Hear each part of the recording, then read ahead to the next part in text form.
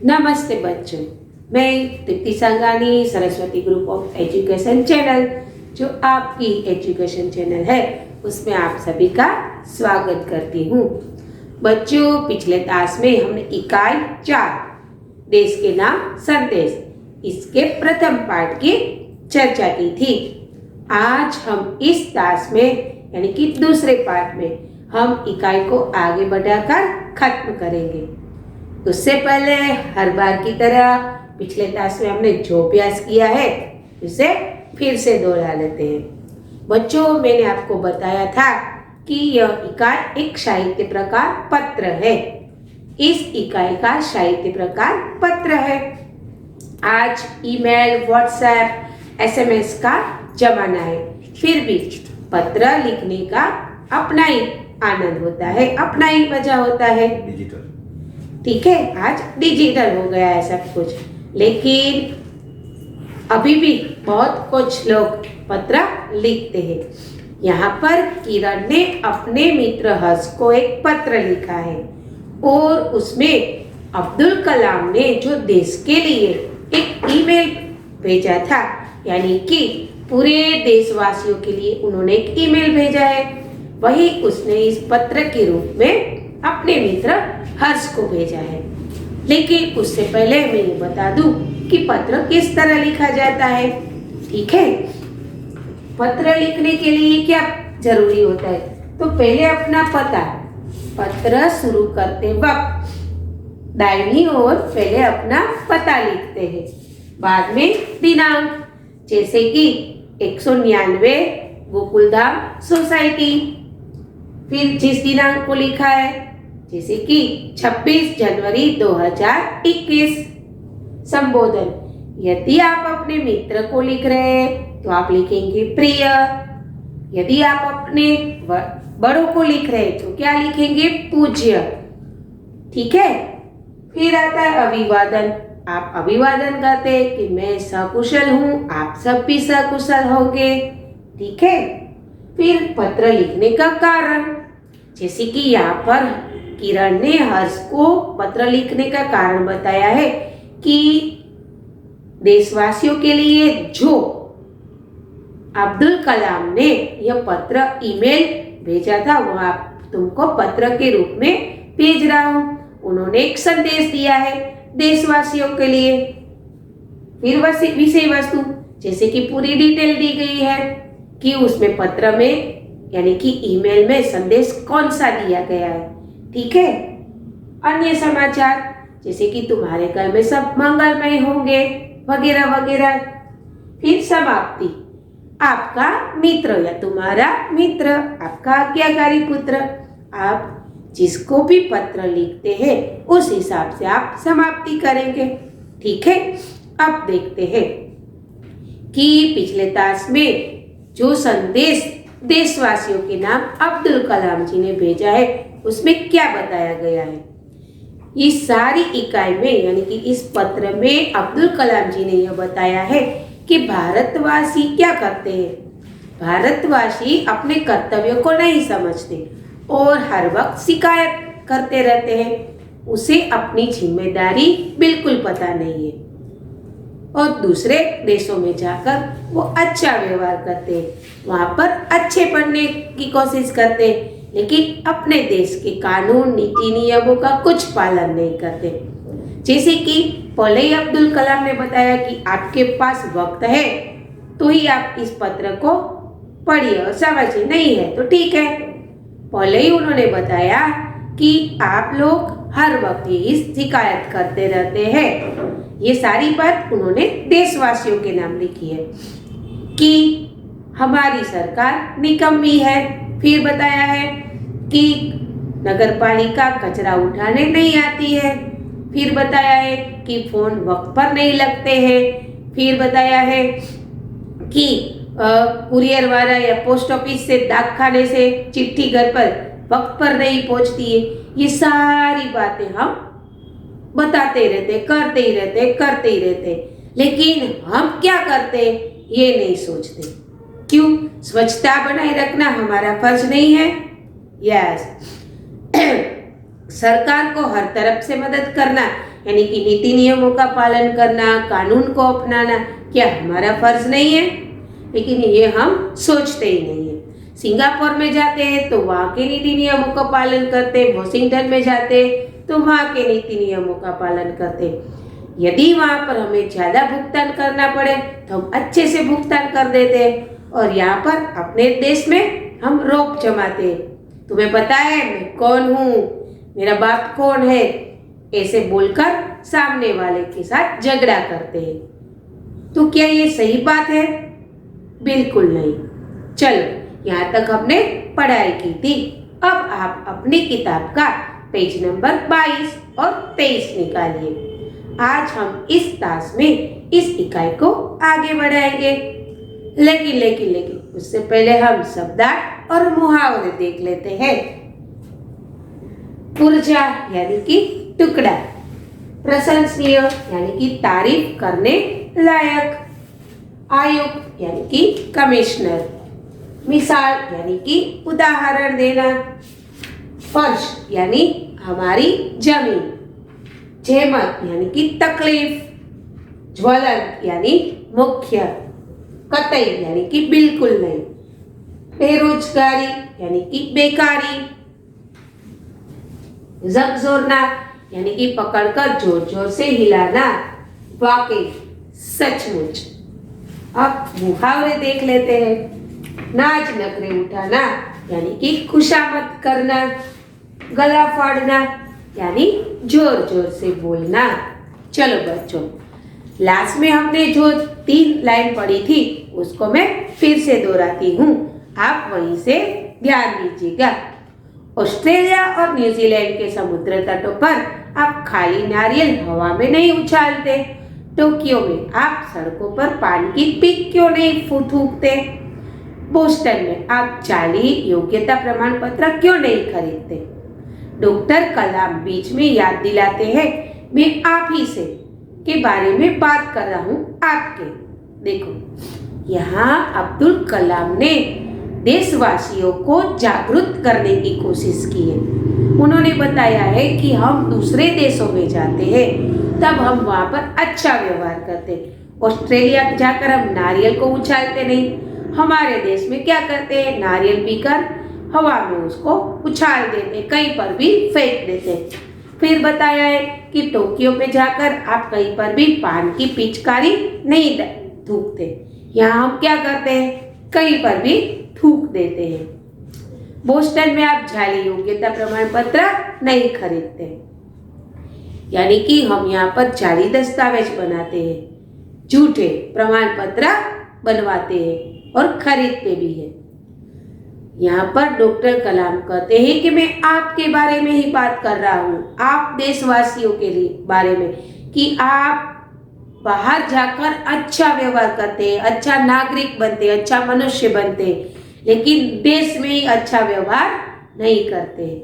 अब आगे देखिए, डॉक्टर कलाम कहते हैं आप दूसरे देशों की व्यवस्था का आदर और पालन कर सकते हैं, लेकिन अपने ही कानून का नहीं।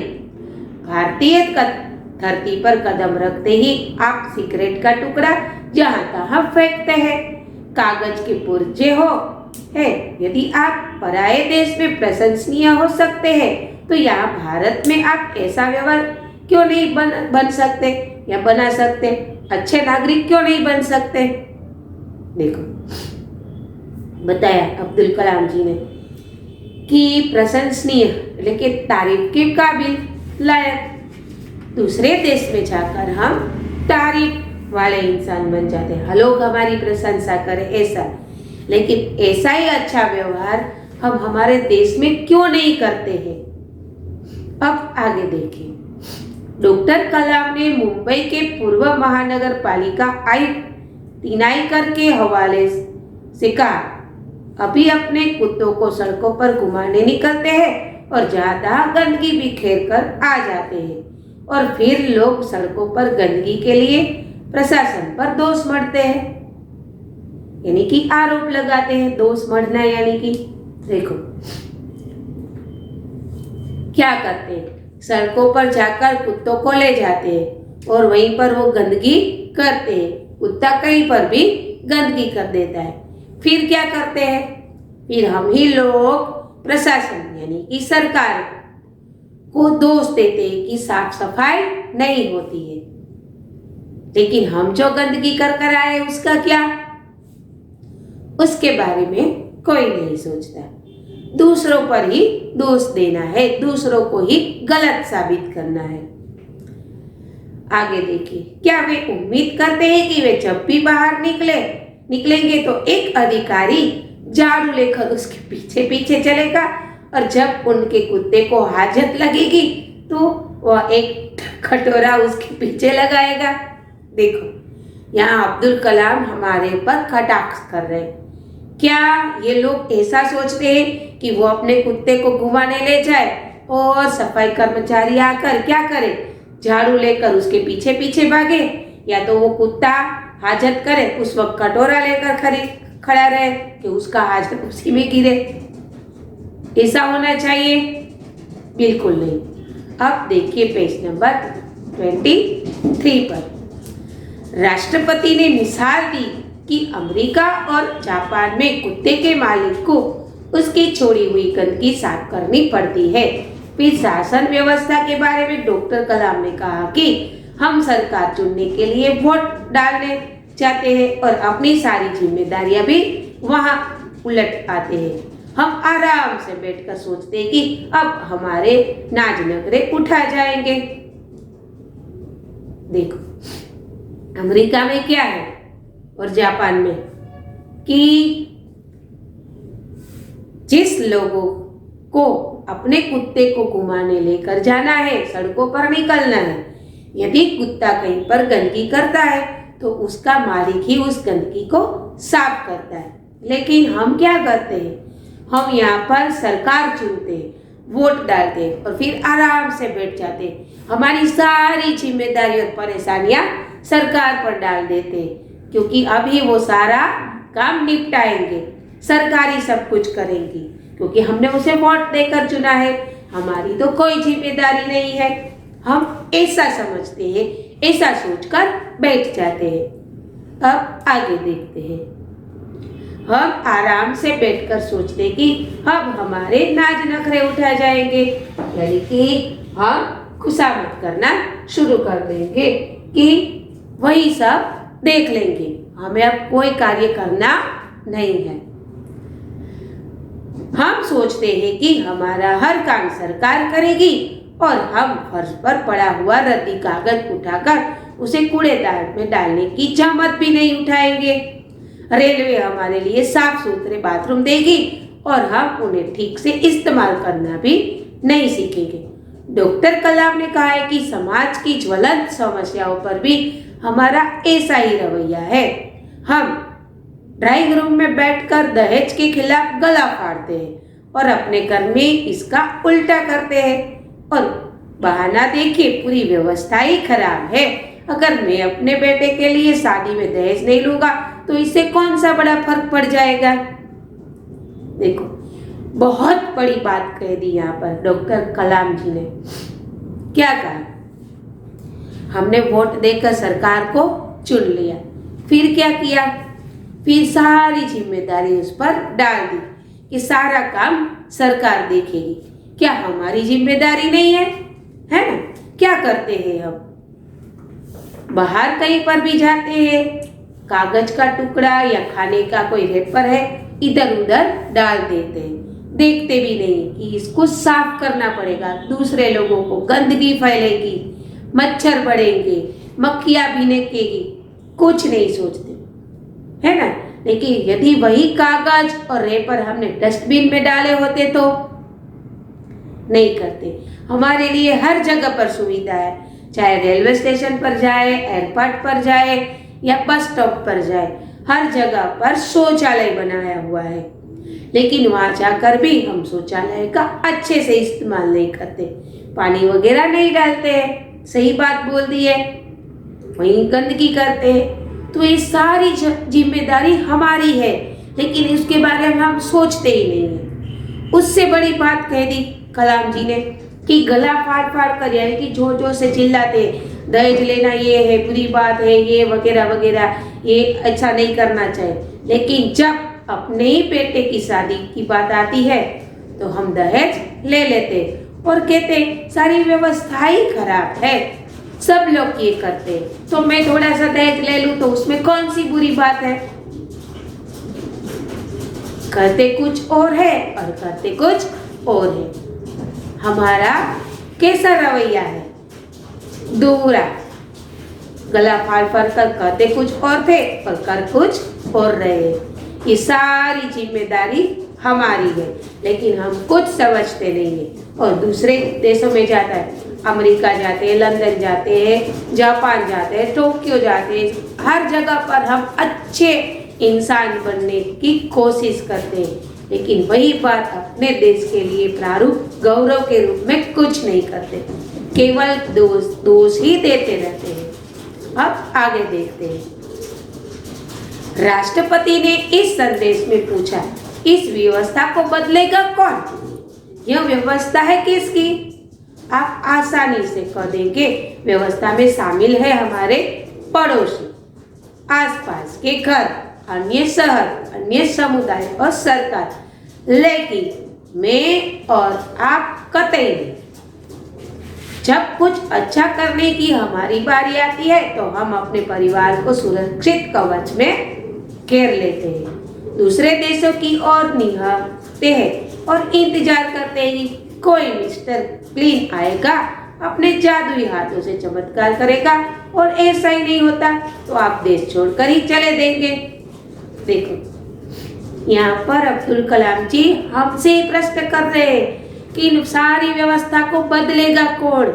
ये व्यवस्था किसकी है? क्यों हम इसमें सुधार नहीं लाते? तो हम अपना बचाव कर देते हैं कि हमारे पड़ोसी करेंगे, हमारे आसपास के राज्य करेंगे, हमारे आसपास के देश करेंगे, हमें क्या, ये हमारा और आपका काम नहीं है, हमारी सरकार देख लेगी। क्या ये सही बात है? बिल्कुल नहीं, ये बिल्कुल गलत बात है, ऐसा नहीं होना चाहिए। अब आगे देखते हैं। उन्होंने कहा हम अपने भय से भागकर अमेरिका जाएंगे, उनके गौरव का गुणगान करेंगे, व्यवस्था की प्रशंसा करेंगे, और जब न्यूयॉर्क असुरक्षित हो जाएंगे तो आप इंग्लैंड भाग जाएंगे, इंग्लैंड में बेरोजगारी होगी तो खाड़ी खर्च जाएंगे, और जब खाड़ी में युद्ध छिड़ जाएगा तो आप मांग करेंगे कि भारत सरकार हमें बचाकर घर ले जाए। हर कोई देश को गाली देने को तैयार है पर व्यवस्था में सकारात्मक योगदान के बारे में नहीं सोचता। क्या हमने अपनी आत्मा को पैसों के हाथ गिरवी रख दिया है? यहाँ कलाम व्यवस्था में नागरिकों के सकारात्मक योगदान के लिए देशवासियों को झकझोर देते हैं, श्रेष्ठ नागरिक बनने की शुरुआत करने की अपील करते हुए संदेश में कहा गया है कि अगर आप वाकई संदेश से सहमत है तो इसे अपने 10 और साथियों को ईमेल से भेजिए। परिवार के सभी बड़ों को मेरा प्रणाम, तुम्हारा मित्र किरण। यहाँ पर हमारी इकाई खत्म हो जाती है, लेकिन हमारी सोच शुरू होती है। क्यों? क्योंकि यह देश के नाम जो संदेश है वो हमारे लिए ही है, हमें इस व्यवस्था को सुधारना है। अंत में बताया है कलाम जी ने कि हम दूसरों पर दोष बढ़ते हैं, हमारे देश को गाली देने के लिए तैयार है, लेकिन व्यवस्था में सुधार लाने के लिए बिल्कुल तैयार नहीं है। और इससे आगे देखें कि यदि हमें ये देश को गाली देना है, अच्छा नहीं लगता, तो क्या करेंगे? दूसरे देश में भाग जाएंगे, वहां पर कुछ तकलीफ होगी तो और किसी देश में भाग जाएंगे, वहां पर कोई और तकलीफ होगी तो कोई और देश में भाग जाएंगे, और जब वहां पर कुछ और ज्यादा तकलीफ पड़ेगी तब हम भारत सरकार को याद करेंगे और कहेंगे कि हमें वापस घर बुला लीजिए, यानी कि हमारी भारत आने की व्यवस्था कीजिए। क्यों? जब इतनी सारी तकलीफ उठा सकते हैं तो क्या हम तकलीफ नहीं उठा सकते कि हम अपने ही देश का गौरव बढ़ाए, अपने ही देश को और आगे ले जाए, अपने ही देश का विकास करें, हर कानून व्यवस्था का पालन करें और अपने देश को श्रेष्ठ बनाएं। यदि हम ऐसा सोचेंगे तभी जाकर हमारा देश आगे बढ़ेगा। तो यहाँ पर किरण ने यह ईमेल हर्ष को भेजा है और ये सारी बात हर्ष को बताई है। तो बच्चों, मुझे आशा है कि आपको ये सारी इकाई समझ में आ गई है। हमें भी क्या करना है? हमें भी अच्छा नागरिक बनना है।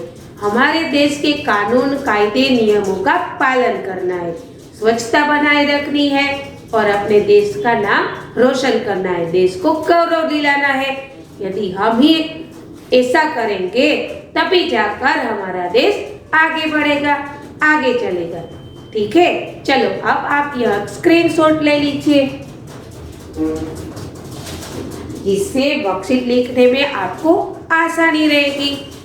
अगले क्लास में फिर मुलाकात होगी, तब तक के लिए अलविदा, धन्यवाद।